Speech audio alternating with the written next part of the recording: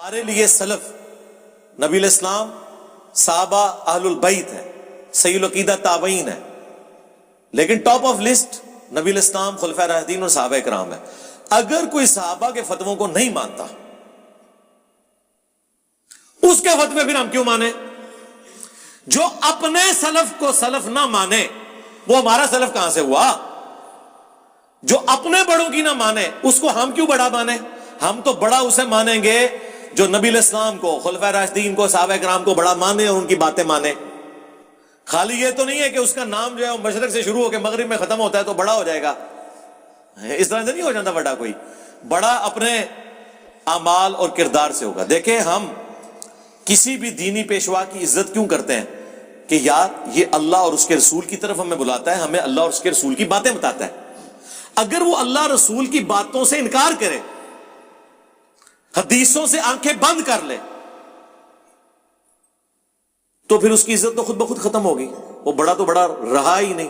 اس کے فتوے وہ اپنے پاس رکھے، روزانہ شیشے میں سامنے رکھ کے اپنی شکل بھی دیکھے، اپنے فتوے بھی دیکھے، ہاں ہمیں نہ دکھائے۔ اب بخاری کی حدیث 2812 اور 447 اور مسلم شریف میں بھی 7320 سے لے کے آنورڈ 3-4 ترک کہ عمار کو ایک باغی جماعت قتل کرے گی، عمار انہیں اللہ اور جنت کی طرف بلا رہے ہوں گے، وہ جماعت جہنم کی طرف بلا رہی ہوگی۔ اس حدیث کے مقابلے میں کوئی کہے کہ جی فلانے نے آیا کتاب، او لے جاؤ فلانے اپنے، رسول اللہ کا فرمان۔ تو آپ نے جس کا کلمہ پڑھا ہے نا اس کی قبر مدینے میں صلی اللہ علیہ وآلہ وسلم۔ اس کے بعد سب کے سب امتی ہیں، امتی ہونے میں سب کا احترام ہوگا اس وقت تک جب تک وہ قرآن و سنت کا احترام کریں گے۔ جیسے ہی وہ قرآن و سنت سے بغاوت کریں گے تو ہم کیا کہیں گے؟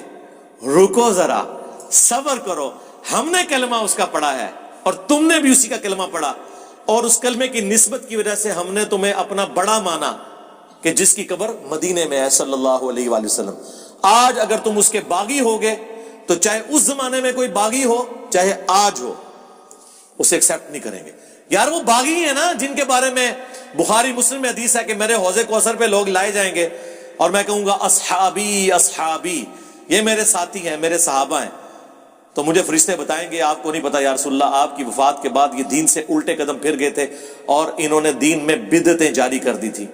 تو آپ فرماتے ہیں میں کہوں گا سحقن سحقن لمن غیر بعدی، سحقن سحقن لمن بدل بعدی، ان پہ پھٹکار ہو، ان کو مجھ سے دور کر دو جنہوں نے میرے مرنے کے بعد میرے دین کو بدل دیا۔ اور بخاری میں الفاظ ہے، عبداللہ ابن عباس کہتے ہیں یہ وہ لوگ ہوں گے جن کے خلاف حضرت ابوبکر نے قتال کیا۔ جی اب مجھے بتائیں حضرت ابوبکر کے دور میں جو مرتد ہو کے رسول اللہ کا راستہ چھوڑ گئے وہ نبی الاسلام کی زندگی میں کیا تھے؟ صحابی، مسلمان نہیں سر، نہ صحابی۔ حضور نے صحابیت کی حالت میں انہیں دنیا سے چھوڑا ہے۔ حضور کو آخرت میں جا کے پتا چلے گا انہوں نے بعد میں کام ڈالا ہے۔ یہ اتنا سادہ معاملہ نہیں ہے جس طرح آپ سمجھتے ہیں۔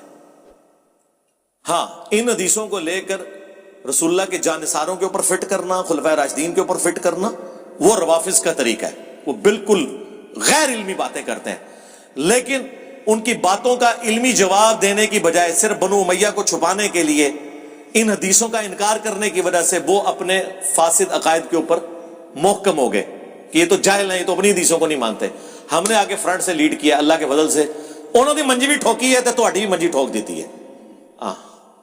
بس ہوں تسی جو ہے نا ان کی ساروں کی قبریں بنی ہوئی ہیں اور ان کی قبروں کے اوپر جو کتبہ لگا ہوا ہے نا اس پہ لکھا ہوا ہے کہ ان کی شہادت چلیں کہہ دیتے ہیں، ویسے لکھنا چاہیے کہ ان کی موت 2812 کی وجہ سے ہوئی ہے۔ آلہ قتل برآمد ہو گیا، ٹھیک ہے، 2812۔ قاتل کون ہے؟ قاتل وہ ہے کہ جو کہتا ہے کہ نہ میں وابی نہ میں بابی، میں ہوں مسلم علمی کتابی، جو یہ کہتا ہے کہ مرنے سے پہلے اے مسلمان کر لے اس پہ غور، کتابوں کا خدا اور ہے، بابوں کا خدا اور، اگرچہ وہ بھی اسی خدا کو مانتے ہیں لیکن ان کوالٹیز کے ساتھ نہیں جو کتابوں میں آئی ہیں۔ اور جو بار بار کہتا ہے کہ حرز جاں بنا لو اس نعرے کو کہ نبی کے جیسا ہے ہی کوئی نہیں، بابے تھے شے ہی کوئی نہیں، جو آپ سے پھر آزانہ ریکویسٹ کرتا ہے کہ بول وہی جو حق ہے، ٹائم قیامت تک ہے، لاجواب قیامت تک آنے والی نسلوں کو بھی علمی چیلنج ہے، جواب دیں لیکن حق بات کے اوپر مبنی ہو، خالی یہ باتیں نہیں کرنا، حق بات جو ہو وہ کی جائے۔ صلو علی محمد وآل محمد، اللہم صلی علی محمد وعلی آل محمد واصحاب محمد وازواج محمد وامت محمد اجمعین الی یوم الدین، آمین۔